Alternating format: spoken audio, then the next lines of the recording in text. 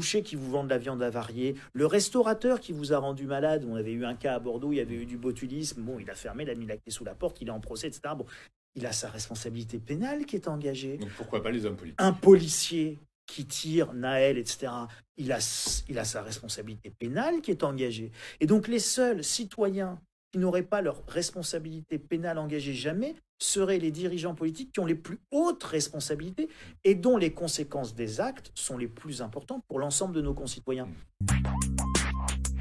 Il y en a un qui risque de vivre un peu dans le noir là, ces prochaines années. Depuis hier, Nicolas Sarkozy, on a appris, a été condamné à 5 ans pour des faits de corruption.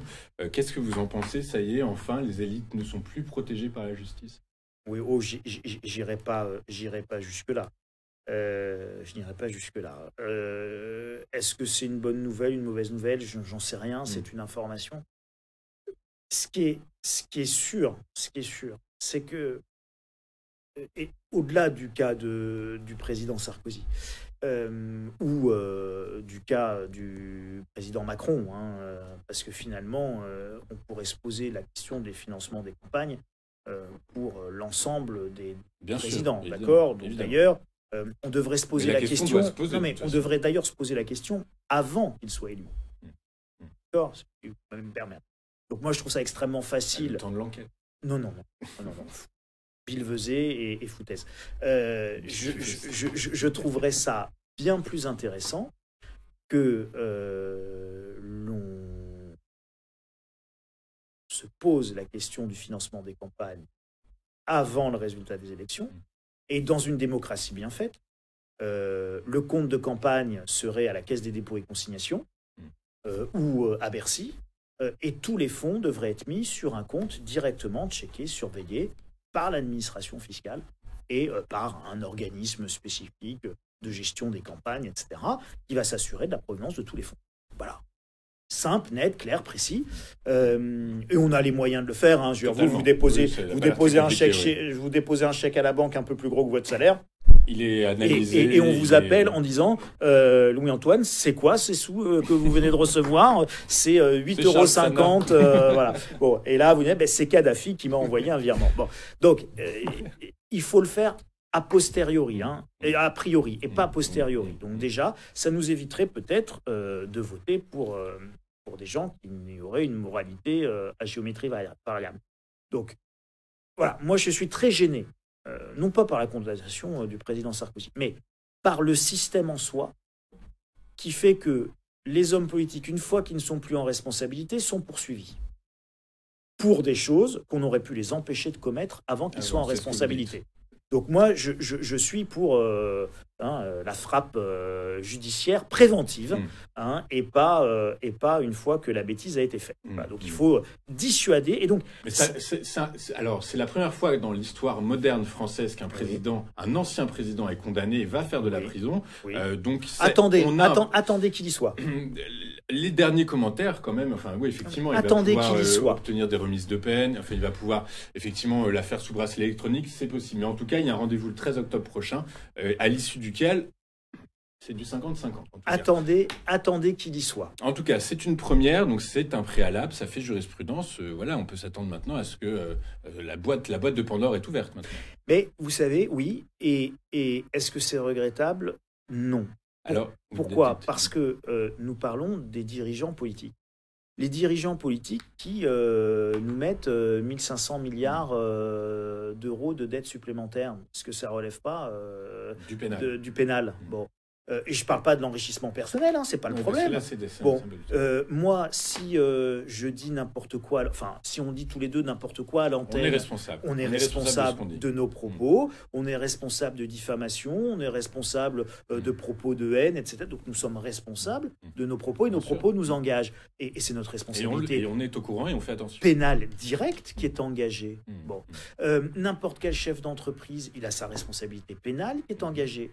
N'importe quel citoyen français, il a sa responsabilité pénale qui est engagée. Le docteur, il a sa responsabilité pénale. L'infirmière, elle n'est pas payée 50 000 € par mois. La jeune infirmière qui gagne 1 400 € quand elle sort de l'école d'infirmière, si jamais elle se trompe, elle a sa responsabilité pénale qui est engagée. Donc tout le boucher qui vous vend de la viande avariée, le restaurateur qui vous a rendu malade, on avait eu un cas à Bordeaux, il y avait eu du botulisme, bon, il a fermé, il a mis la clé sous la porte, il est en procès, etc. Bon, il a sa responsabilité pénale qui est engagée. Donc pourquoi pas les hommes politiques? Un policier qui tire Naël, etc., il a sa responsabilité pénale qui est engagée.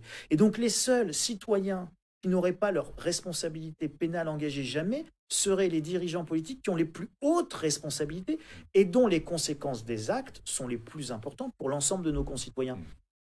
Non, le vrai progrès, ça serait celui-là, oui, effectivement. Oui, effectivement, mais donc ça veut dire qu'on retrouverait une forme d'indépendance de la justice vis-à-vis de l'exécutif et du législatif, la séparation des pouvoirs, comme on l'a toujours On retrouverait surtout des gens de valeur dans le monde politique.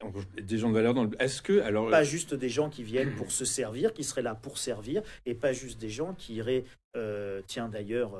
augmenter considérablement les profits de Bernard Arnault en achetant des robes Dior. Ah, Madame Hidalgo? Bien sûr. Madame Hidalgo, elle fait une petite bêtise, enrichie, et peu importe que ce soit légal ou pas légal, c'est pas moral. Oui, c'est ça, c'est pas moral, exactement. Quand on demande aux Français de se serrer la ceinture... Et qu'on demande aux Parisiens de se serrer la ceinture, qu'on demande aux gens de faire des efforts et de ne pas être capable de ne pas s'habiller en Dior payé avec les frais du contribuable. Est-ce qu'on peut, si on inverse le prisme d'analyse, est-ce que cette condamnation pourrait ne pas être mal perçue dans le sens où finalement... Alors que c'est déjà un peu, le chaos, j'exagère un peu, mais il y a beaucoup d'incompréhension à l'endroit des différentes couches de la population française actuellement. Est-ce que là, on ne vient pas de légitimer le fait qu'effectivement, on est mal encadré, on est mal dirigé, et donc, il faut changer les choses. Est-ce que c'est pas un argument supplémentaire, l'argument final, la cerise sur le gâteau, pour dire, écoutez, mes gars, allez-y, il faut un changement. Ah, ça ira.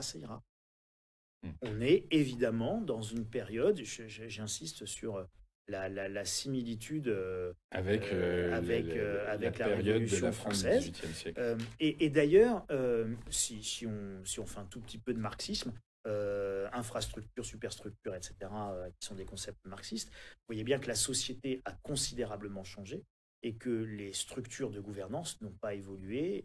Et nous n'en sommes qu'au début. Alors vous savez, ça, je livre cette réflexion à l'ensemble de ceux qui nous écoutent, mais l'Empire romain, il a duré des siècles.